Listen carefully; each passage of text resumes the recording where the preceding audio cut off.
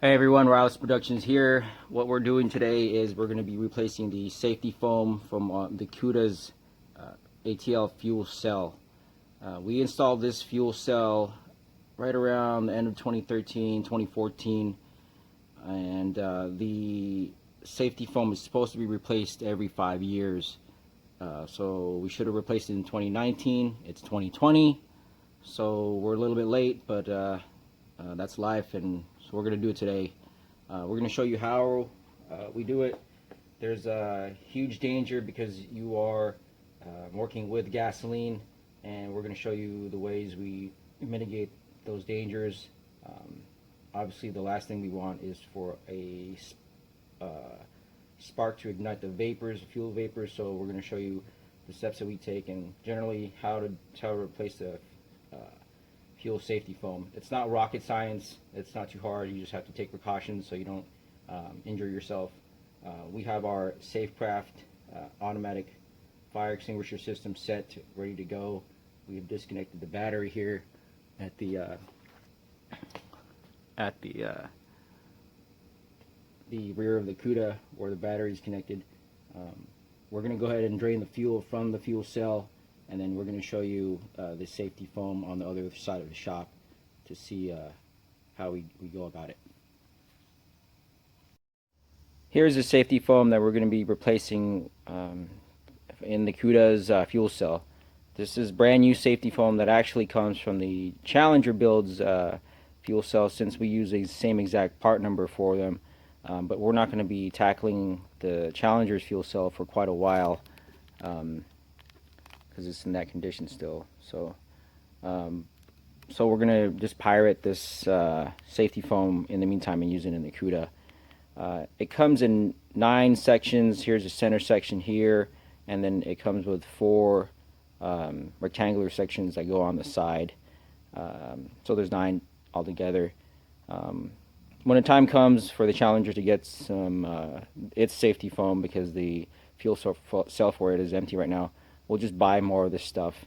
I didn't realize it was so expensive. I thought it was cheap. It's just foam, some yellow foam, but it was actually $213 as of right now.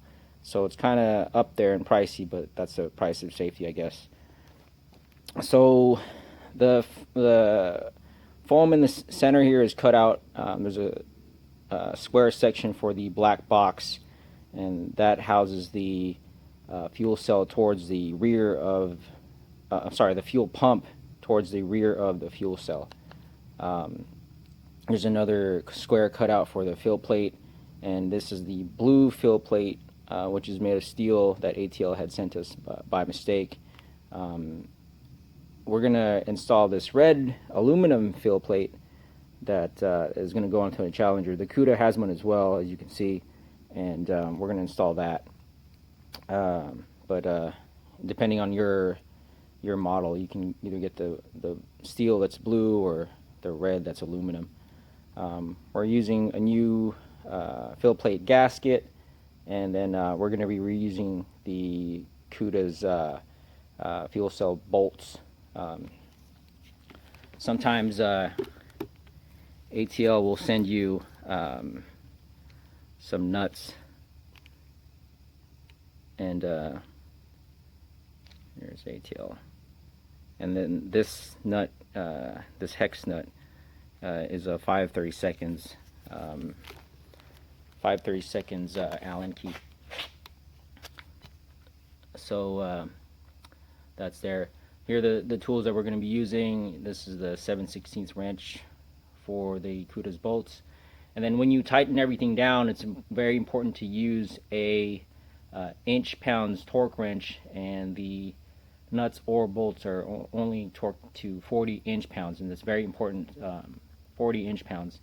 You don't want to go over that because it'll damage the threads. I had a question with these bolts before, and people were asking why there's like a black plastic tab. It's to locate and center the fuel cell, so you don't press down on the fill plate. It's just to suspend the fuel cell, and that's what it's for, according to ATL. I asked them. So, but some safety measures we're going to take is using a respirator to prevent breathing any fumes, some gloves for the gasoline that may spill on us, and some safety goggles for if there is a fire, it'll protect our eyeballs or from drying up. We're also using one of our Safecraft fire extinguishers. The Cuda has its 5-pound safety or Safecraft fire extinguisher automatically set up if there is a fire, but this is just a backup fire extinguisher. We also have another one, but that has that nasty yellow powder. This Safecraft fire extinguisher has a Novec fluid, which doesn't leave a residue. So we're going to use, hopefully there is no fire, but if we have to, we're going to use this one. And then lastly is just a fan just to ventilate. We're going to turn it on and ventilate any vapors outside. So we're going to get to it. We'll replace it, and then we'll lay out the old foam here. I'm curious to see what it looks like after 5 years after we replace it. So here we are at the Cuda's fuel cell. We're about to take off the fill plate. I removed all the bolts and then vacuumed all the dust so that it wouldn't get into the threads. I'm just trying to make it as clean as possible. I also took a picture of the layout of the bolts in case I forgot.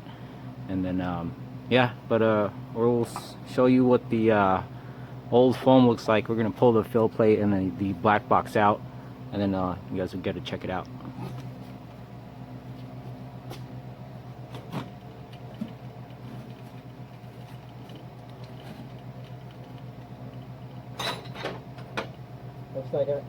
Looks like I gotta take some of these outlets off.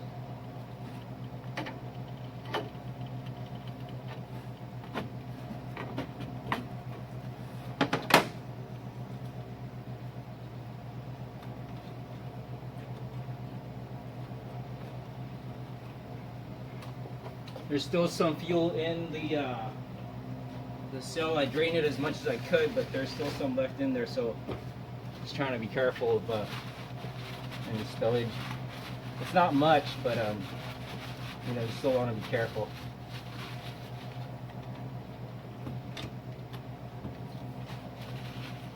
Sorry, the outlet and the return ports, I took them off.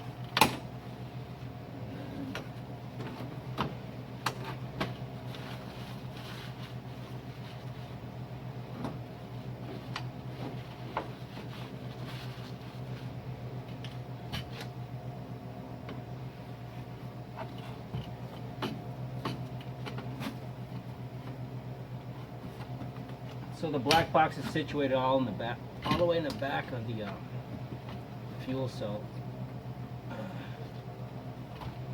Kind of a pain to get out. So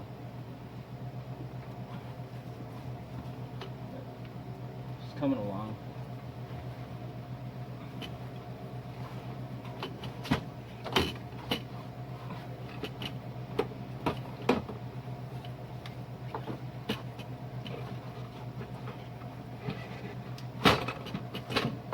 There she is. There's the fuel pump, the black box fuel pump.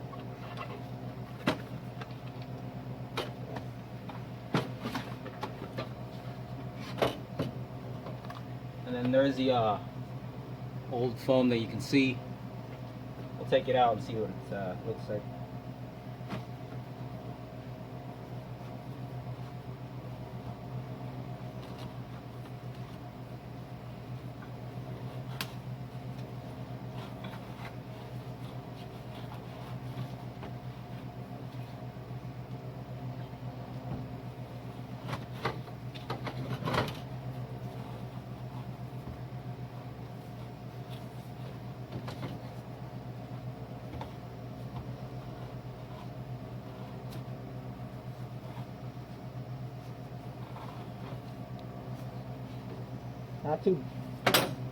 Not too bad.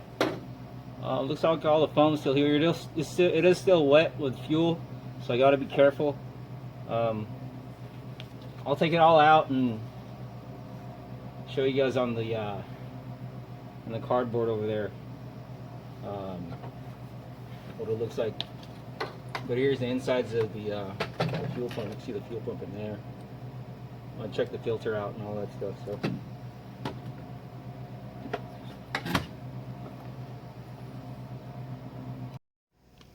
Here's the old foam compared to the new foam. It doesn't look honestly half bad. It's still in pretty good condition and no degradation to the foam structure as I can see. It's just a little bit dirty here from all the fuel contaminants. So I'm glad it it's a shame that we have to take it out, but ATL recommends every 5 years to replace the foam at the very least. This has been in 91 octane gasoline all its life, so we have to, you know, just take it out and service it. But we'll throw in this new foam. It's not too expensive to replace it for safety's sake. You wouldn't want any of this stuff to get into your fuel lines. There's some foam that's broken down there, but it's not too bad, to be honest with you. But you know, I'd rather replace it now for it break down to fill up the fuel lines. So here's what's inside the fuel cell. It's not too dirty. There's some particulates in there I'm going to clean out. I'm going to clean everything here as much as I can. Clean out the fuel filter as well. It's dirty there. Get a new fuel filter on there and clean the old one out, all that stuff. So, but yeah, we're gonna throw the new fuel safety foam in here and then go on with it. So we're glad we took the fuel pump apart. It's still pretty clean. We're not gonna replace it. This is the original fuel pump for the fuel cell. The filter screen is clear, so that's a good sign. But we're glad we took out the old filter because it's all cruddy. Let's see in close up. All this junk and crud on there. So we're gonna toss this and slap this on. That's a new filter for a Walbro GSS 340 pump. This is a spare pump for the Cuda, but the original pump is still good. We're gonna keep this as a backup and just, you know, use the filter over again. But we'll slap the new filter on, clean out the junk on the inside. There's some black box sealant that came off, and we're gonna clean that crud out. It's on the inside. It shouldn't matter too much, but some dust in there. We're gonna clean everything out as much as we can and replace everything and button it all up, and then go from there. So the new fuel safety foam is in. The filter is replaced. It's all bright and white, and ready to install everything. Here's a view inside of the fuel cell. You have to make sure that the black box is nestled securely within the foam. The foam is the only thing holding it in there. But pretty much once you have it at this step, you're good to go. Just connect the connector to the fuel pump and you should be good. We forgot the gasket for the fill plate, so I had to take it all out, but it's there now and ready to reinstall it again. We finally got the fill plate back on, and if you look closely, there's the gasket in there. We had forgotten that earlier, but you see the gasket in there. Yeah, it's a matter of just bolting it up. You want to bolt in a crisscross pattern. When I tighten these down to 40 inch-pounds, like it says here on the instructions, you want to do it in a crisscross pattern and all that as much as you can. But pretty much it. So the fill plate's all buttoned up, and some pointers for you guys who are going to attempt to do this. When you tighten down the fill plate bolts, make sure you do a crisscross pattern, and it's 40 inch-pounds like I said before. We started with the black plastic tab bolts and then crisscross them around, and when you do the subsequent bolts, the black plastic tab bolts or whatever bolts that you started with will loosen up, so you got to make sure that all the other bolts are 40 inch-pounds. Don't go over that because you will damage the fill plate and gasket seal or the thread, or you might damage the fuel cell. It's very expensive to replace.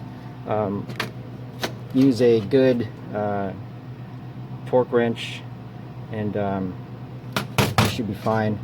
Another tip for the gasket is you can use an Allen key to center the holes if it's not centered correctly, and then you can pinch down, or if the gasket gets pinched by the fuel cell and the top plate, you can push down on the fuel cell so the gasket doesn't get pinched, and then you can adjust it from there.